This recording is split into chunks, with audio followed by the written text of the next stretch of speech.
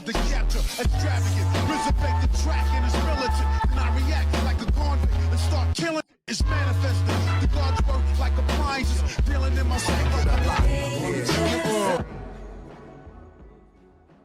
Yo, what's going on everybody? It's your boy Naruto Explain here, bringing you guys another discussion for Boruto Naruto Next Generations, the manga. And for anime only fans, this is the time of the month where a lot of the content that we talk about here on the channel is gonna be spoiler heavy, so I thank you for your support. However, if you're still here, I'm assuming that you guys are all caught up with the manga and you do not care about me talking about spoilers. So with that being said though, let's dive right into yet another speculative video. So I want to talk to you guys about Kashin Koji, and in particular I want to talk to you about why Kashin Koji being out there as a potential loose end for Amado is something that could ultimately undo everything, and why Kashin Koji potentially returning to the scene is a major plot point that needs to be addressed right now. So going right into it, when you look at Kashin Koji, he and Amado played a very dangerous game of Among Us. Like I've always said, they thought that they could outsmart an Otsutsuki alien that even Kaguya was afraid of. So when you got the balls to do something like that, you can't miss, and to their credit they didn't miss. However, one thing that Amado did not actually calculate for is the fact that Kashin Koji potentially survived his encounter with Isshiki Otsutuski, because Kashin Koji was sent there on a suicide mission. And the way that Amado does things is Amado, the way that he handles himself, he don't leave loose ends out there. Amado plans out every single step, and even when you look at how the Kages are approaching Amado and how Naruto's talking to the other Kages, he's telling him like, yo, I don't actually trust this guy. I'm having to trust him when it comes to my son, but he hasn't earned our full trust, but he has done some stuff. He played a part in actually helping us bring down Isshiki, but as Kurotsuki said, she said like, yo, he could have been playing you. That's an obstacle that he would have had, that he would have wanted out of the way as well. And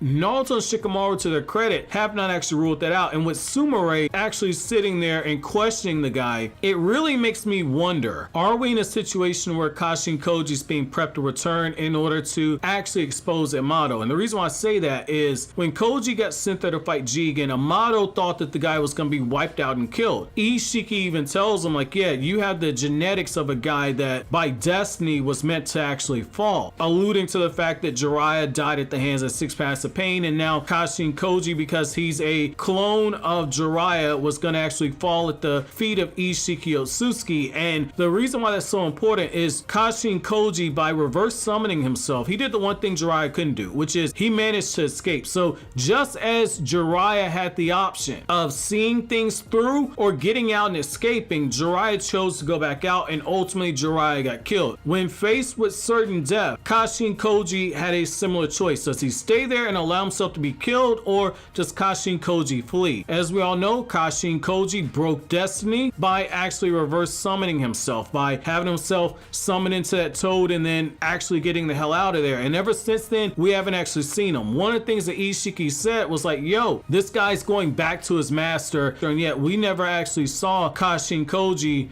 appear anywhere in the vicinity of Amado. And based on how Codes handle things, if Code would have ran across Kashin Koji's body at any point in the car hideout, that would have been something that he would have actually said. And that's something to where you look at it, it is a potential loose end, because if he shows back up, there's a really good chance that there's a situation where Kashin Koji, if he ever gets a chance to meet Naruto or sees Kawaki and hears this whole talk of Amado giving him another karma seal, that's gonna raise a red flag in Kashin Koji's head, simply for the fact that that was likely not something that Amado actually told him that was the end game. Because Kashin Koji was under the assumption that like, yo, we're gonna get Kawaki out of here, we're gonna deny Isshiki the vessel that he needs to reincarnate, and we're gonna kill Jigen. And when Isshiki Otsutuski came out, Kashin Koji realistically thought that he had a chance. Kashin Koji could blow up Amado's whole plan. Now, there's two problems with this though, and this is why I've kind of held off on actually talking about this. Number one, when the Kage were given the report, they referred to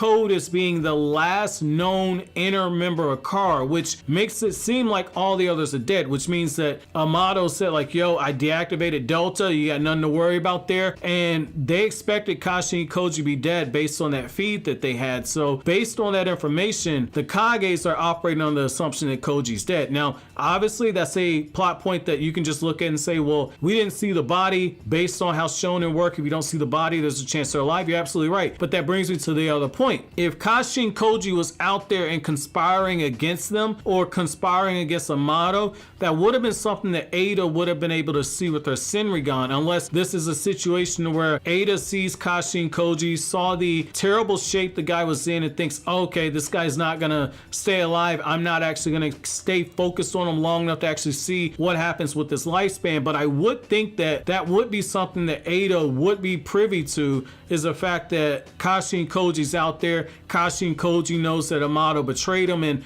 you would think that she would actually try and use that character as a way to actually get back at Amado, or at the very least tell Code that he's out there, because Kashin Koji is working against the wishes of the Otsutsuki clan, which works in direct conflict of what Code wants to do by feeding Boruto to the Ten Tails and becoming a perfect Otsutsuki himself. That's one of those things right there to where I really feel like Ada would have actually said something. So if Koji pops back up, we have to look at Ada and wonder whether or not she has ulterior motives as well. That is something that you kind of have to consider at this point, whether or not this is something that Ada's keeping away from Code as a way to actually stack the deck in her favor for whatever her motives are actually going to be, or whether or not Koji's actually dead at this point. Right now, I'm leaning more so about 65-35% saying that Kashin Koji's dead, and the 35% saying that he could be out there, and that Masashi Kishimoto's basically keeping the character of Kashin Koji out there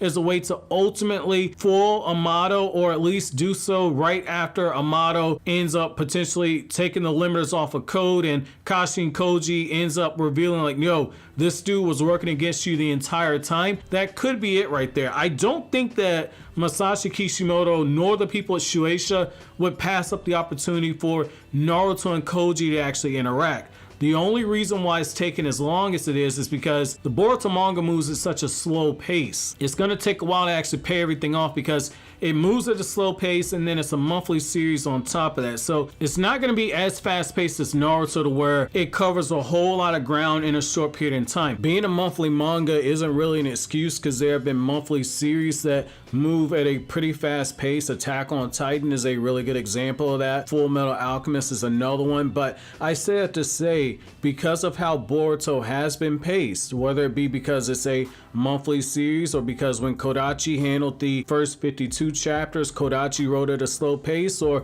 whether it be Masashi Kishimoto's a character that likes to flesh things out, so Kishimoto as a writer is kind of living in the moment right now, and then once we get to actual action, things might actually speed up a little bit. Is one of those things where we have to kind of take a wait and see approach when it comes to the actual pacing right now. So that's the one thing I would kind of pause on right there. Like I said, I'm about 65-35%. However, I want to know from you guys, what percentage do you put Kashin Koji being alive? And do you think that if Kashin Koji is alive, do you think that that's a grave oversight by Amado by not confirming Koji's death? Let me know what you guys think down in the comment section below. But as always, guys, if you like anything I had to say, don't forget to comment, rate, subscribe, and share. Thank you so much for watching all the way to the end of the video, guys. Have an awesome day.